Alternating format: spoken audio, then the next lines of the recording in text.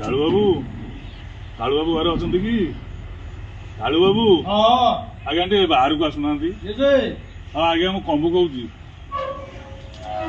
अरे बाबू आज्ञा हाँ जी आज्ञा मु भारी दुखे पड़ी मत टा 5 लाख खंड साहाଯ୍य करंतु 5 लाख आज्ञा अरे भाई पान खंडे खाए मोबाइल पैसा नहीं इधर जहर खाने का पैसा नहीं है तू जा रे मिश्रटी गोली खाए पैसा नहीं बर्तमान बेले आसी भजला गला 5 लाख टका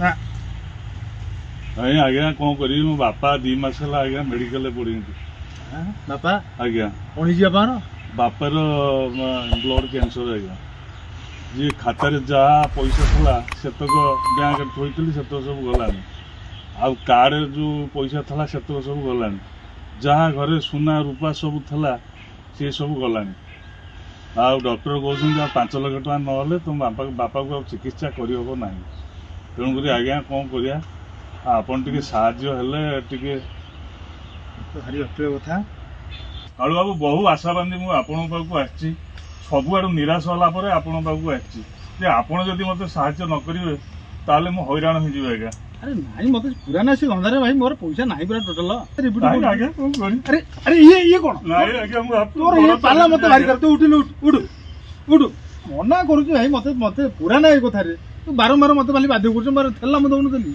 नहीं आज्ञा विपद रे पड़छु आम गाँव में 8-10 घर समस्त की मो दुआरी शुणेली आज्ञा कि मो कथा कई शुणिलेनी आज्ञा लास्ट को आशा बांधी आपण पाखु आछि आपण जदि मो असुविधा छिड़ा नहले मो बापा मरीजे आज्ञा मो बापा बंचीबेनी ना भाई हबनी मो पार शुणु शुणु मोर तो आ किछि कुआड़े नाही मु सब हताश हो गलानी तेणुकर से रोड साइड रे खंडिया जमी अच्छी सी आज्ञा मोर भात हांडी ओ से जो मसनिया गुंडाई रे आज्ञा आज्ञा सेटा बिकू आ कौन करिवे आज्ञा न बिकिले तो मो बापा भल होई पाउ नांदी आ मु कौन करिवि कहले आज्ञा न आपण जदि रखिबे रखंतु नले काहाकू डाकी काहाकू बिक्री कर दियंतु मो निहाती आज्ञा पैसा नहीं मो पार पैसा पत्र नहीं बर्तमान किछि नाही त काई मु कहि कि आज किंतु पान खंडे खाइ मोर पैसा नहीं काली 3 लाख 3.5 लाख टाका गोटे बंधु आइतला ताऊ देनी छी जदि तो कोन जमी बिकिया कथा तू व्यस्त ना मु अछि जोंडा कारबार कर दिबे कोन नले आज्ञा मु मरि हम किछि व्यस्त ना मो बाप भल कांदना तू से कथा बुझा व्यस्त ना जमी गुटी ठीक है काटी अछि मोर पाटी लगे आके देखन बापा मरी गले मु आके पहुंची परिबिनी आज्ञा से खंडी बोली बात आनी मोर से आज्ञा परम से जाओ मो बापा आज मो घर दुआर मोर बसुन मोर आ किछि आवश्यक नै आज्ञा चिंता करना व्यस्त ना मु तोर बुझिबे मोबाइल के पैसा तो मते देई ना मोर पैसा नाही दे आज मु काली जाइतली गां 4-5 घर गली बुली की समस्त हाथ गोड़ धरी नेउरा आज्ञा कहीं मो कथा शुणुनि आज्ञा मु सबुआड़े सब छाड़ी सारा पर भाविल ना कालू बाबू पाखु जीवा कालू बाबू को कहले से निजे रखिए नले क्या से बिकिकी मत पैसा देले बापा को भल करके आनिबे हाँ तू व्यस्त ना किसी तू मत टाइम दे मु घंटे 2 घंटा भीतर मु मोर डाकुची मोर जो लोक अछि जमी किना बेगा करूची आज्ञा देखि दे कोन कथा करूची केते पैसा कोन रेट होची तू व्यस्त ना अब हल हो कोन हां आज्ञा जहा करिवे टिक शीघ्र करंतु आज्ञा यदि काली 10टा भीतर पैसा न पहुंचला ताले ऑपरेशन हो परियोनी आज्ञा काली 10टा टाइम देइछंती ता ऊपर को आउ जदि डेरी हे जीवो पैसा नै कि जीवाटा आ भी मो बापा बंचीबेनी हाउ तू मते समय टिक ना दे मु जहा करिया कथा आजि करंतु आज्ञा आज्ञा मत जाऊ जी आज्ञा जा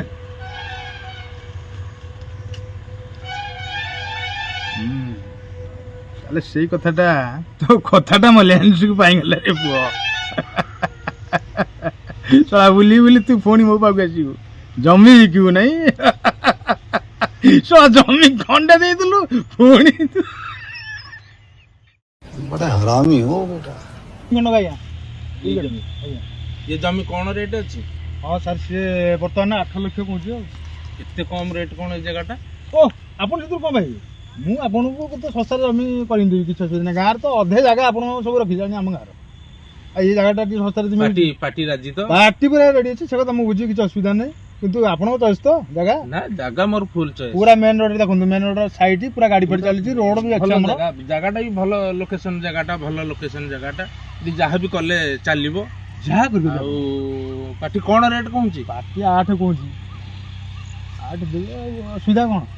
ହଁ ବୁଝିବ, ତମ କଥା ବୁଝିବା। ମୋ କଥା ମାନେ ଏଇ ଜମି ଖଣ୍ଡକ ଦେଲା ପରେ ଆପଣ ମୋ କଥା ଟିକେ ମୋଟା ଅଙ୍କରେ ଦେଲେ ମୁଁ ମୋର ଗୋଟା ନାଇଁ, ତମେ ଗାଡି ଆଜ୍ଞା ଖଣ୍ଡେ କିଣିବ ତମେ ବହୁତ ଜାଗା ବି କିଣେଇଲଣ। କିଣି ଯାଇଲେଣି ଆପଣ ଖୁସି ହେଇକିରି ମତେ ନା, କଣ ନା। ଗୋଟେ ଦେଲେ ଭଲ ଗୋଟେ ଭଲ ଜାଗା, ଭଲ ଜାଗା।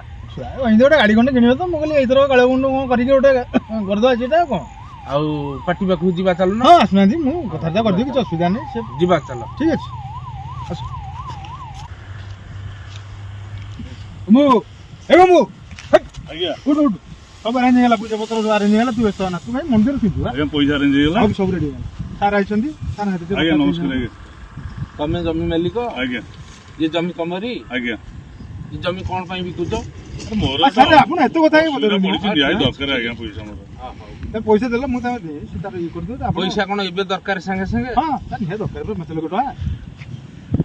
ଜାଗାଟା ବି ଭଲ ଜାଗାଟା, ଲୋକେସନଟା ବି ଭଲ ମୁଁ ଅଛି। ତ ଆପଣଙ୍କୁ ଆମ ଏରିଆର ଅଧେ ଜାଗା ଦେଲେଣି, ନା, ନା, କୋଉ ଠିକ ଗୋଟା ଠିକ। ଖରାପ ଜାଗା ଅଛି କହିଲେ? ନା, ନା, ନା। ତମେ ଆଉ ମତେ ପଇସା ଟେ ଛାଡ଼ନ୍ତୁ, ମୁଁ ତାକୁ ଦେଇନି, ସେ ତାର ଯାଉ ଆପଣ ହଉ, ଏବେ କେତେ ଟଙ୍କା ଖଣ୍ଡେ ଆଡଭାନ୍ସ? ଏଇନା 5 ଲକ୍ଷ ଟଙ୍କା ନିଅନ୍ତୁ, ତାର ନିହାତି ଦରକାର 5 ଲକ୍ଷ ଟଙ୍କା।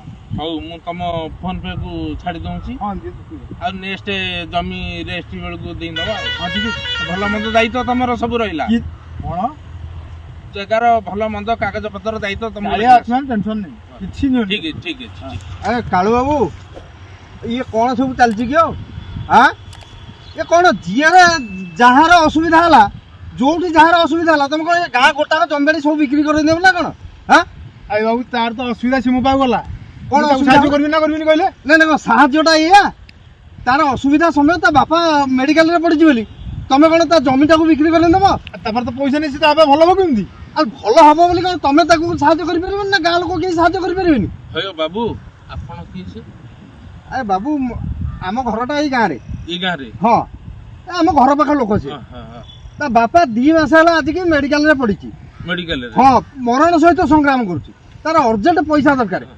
ସେ କାଲି ଗଲା ଏଇ କାଳୁ ବାବୁ ପାଖକୁ, କହିଲା ମୋର ପଇସା ଦରକାର, ତା ରୋକଠୋକ ମନା କରିଦେଲେ। ଆଜି ଆସିଛନ୍ତି ତା ଜମିଟାକୁ ବିକ୍ରି କରାଇବେ। ହଉ କାଳୁ ବାବୁ, ଆପଣ କେତେ ନମ୍ବର ଟାଉଟର? ତମେ ତ କାହିଁ ତାଙ୍କ ଦେହ ଖରାପ କଥା କହିନ, ତାଙ୍କ ବାପାର ଦେହ ଖରାପ ବୋଲି?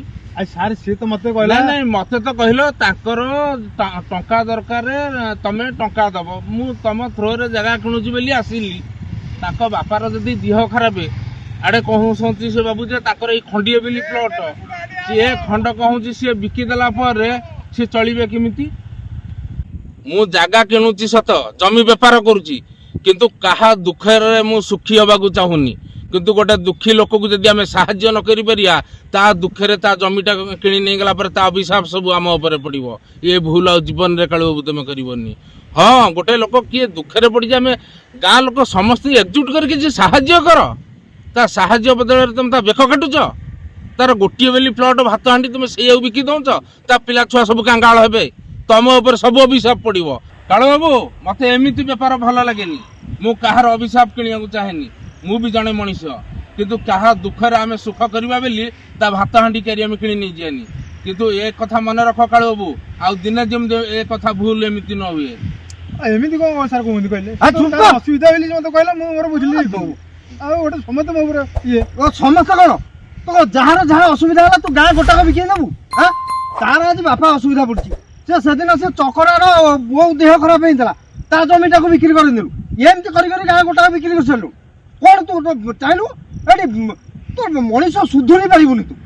ତାଙ୍କର ତ ଅସୁବିଧା, ସିଏ ମୋ ପାଖକୁ କହୁଛନ୍ତି, ମୁଁ କଣ କରିବି? ମୋ ପାଖରେ ବୁଝାଉ ତ ନାହିଁ। ଆରେ ଅସୁବିଧା ଯଦି ହେଲା, ଆମେ ଗାଁରେ 5 ଜଣ ବସିକିରି ଆଲୋଚନା କରିକିରି ତାକୁ 5 ଟଙ୍କା 10 ଟଙ୍କା 50 ଟଙ୍କା ସାହାଯ୍ୟ କରିକିରି ସାହାଯ୍ୟ କରିପାରିବାନି? ଏକାଠି ତ ହେଇପାରିବା। ଆରେ ହେଇପାରିବ ନା ହେଇପାରିବେନି? ହବ, ସିଏ ନା ଗାଁରେ ଜଣେଇଲେ କାହାକୁ ହୁଅନ୍ତା, ସିଏ କାହାକୁ ଜଣେଇଲେ ମୋ ପାଖକୁ କହୁଛନ୍ତି, ମୁଁ କଣ କରିବି? କାଳୁ ବାବୁ, ଆପଣ ବି ଜଣେ ଏ ଗାଁର ଲୋକ, ସିଏ ଯଦି ନ ଜଣଉଛନ୍ତି ତମେ ଜଣଉନ। ଆଜ୍ଞା ଠିକ କଥା, ତୁ କଣ ଜଣେଇ ପାରିବୁନି? ତମ ଗାଁର ଲୋକ ଗୋଟେ ମାନବିକତା ଲୋକ ବୋଲି ମାନୁଛନ୍ତି ଟି? ଆରେ କାହାର ଘଣ୍ଟାକ ଭିତରେ ପଇସା ଦରକାର, କାହାର ଅଧଘଣ୍ଟା ଭିତରେ ପଇସା ଦରକାର, ସିଏ ଆଉଛନ୍ତି ମୋ ପାଖକୁ। ମୁଁ କଣ କରିବି? ମୋ ପାଖରେ ତ ପଇସା ପତ୍ର ନାହିଁ। ମୁଁ ଦେଖୁଛି ଯଦି ସିଏ କୁହନ୍ତି ଲାଷ୍ଟକୁ ଆମେ ଜମି ଖଣ୍ଡେ ବିକି ଦିଅ, ହଉ ଠିକ ଅଛି, ମୋ ପାଖରେ ଲୋକ ଅଛନ୍ତି, ମୁଁ ଆଣି ବିକି ଜମି। ଏମିତିଆ କରି କରି ମୁଁ କାହା ଘର ଦ୍ୱାର ହେବି, ଭାଇ ଆର ଅସୁବିଧା, ତମେ ଆସ ବୁଝ, ପଇସା ଫଣ୍ଡରେ ଆଣିକି ଦିଅ, ତା ବାବା ଭଲ ହବ, ତା ବୋଉ ଭଲ ହବ, ଏରା ପାଲେ ମୋର କିଏ କରିବ?